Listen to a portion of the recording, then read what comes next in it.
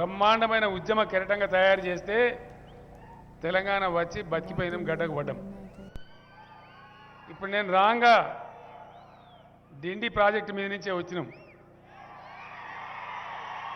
ఆ నుంచి చాలా దూరం దుందుబి నది కనపడతా ఉంది. బాలరాజు కట్టించిన చెక్ డ్యాములు కూడా కనపడతా ఉన్నాయి. అంతకుముందు దుందుబిలా దుమ్ము లేచిపోయింది. గోరేటి ఎంకన్న కూడా వాగు ఎండి పాయరా పెద్ద పేగు ఎండి పాయరా అని పాట వాడి ఏడిచిండు. అట్లాంటి జిల్లా మన పాలమూరు జిల్లా. ఎంత బాధ!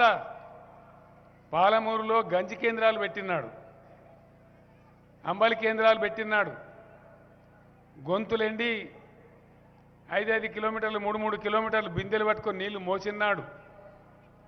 కరెంటు కోసం అర్ధరాత్రి పూట కరెంటు కోసం పోయి పాములు తేలుగారి చచ్చిన్నాడు. మనం బొంబాయి బస్సులకు ఆలవాలమై కరువు పారై మనం గొడగొడ ఏడ్చుకుంటా బొంబాయి పోయినాడు. ఈ కొడుకులు ఒక్కడన్నా ఉన్నాడా? ఎవడన్నా వచ్చిండా? రేపు ఉంటారా? నేను ఒక్కటే మాట మనం చేస్తా ఉన్నా, ఎలక్షన్ రాగానే ఆగమాగం పిచ్చి పిచ్చి కావద్దు. ఎవడు పడితే వాడు వస్తాడు, ఏది పడితే బహురూపంలో వచ్చినట్టు వస్తారు, ఏది పడితే అదే చెప్తారు.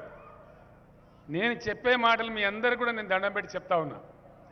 మీ బిడ్డను కాబట్టి ఈ తెలంగాణ కాపాడుకోవాలి కాబట్టి నా వంతు పని నేను చేసిన. ఒక పోరాటం నేనే చేయనా, ఇప్పుడు మీరు చేయాలి పోరాటం. ఆనాడు నేను మీకు మాట ఇచ్చిన ఒకటే మాట,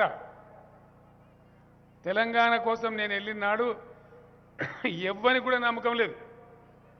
ఏ ఏడాది తెలంగాణ ఈడోటి మోపండి బక్కపచ్చడోడు, ఆయనతో ఎవడో బొండగా విసికెత్తాడు, యాడికెళ్ళెత్తాడని మాట్లాడేది. ఒకటే మనిషిని నేను పిడికెడు మందిని పెట్టుకున్నా. నా పక్కన మస్తున్నాచారి గారు ఇప్పుడు నాతో వచ్చిండ్రు.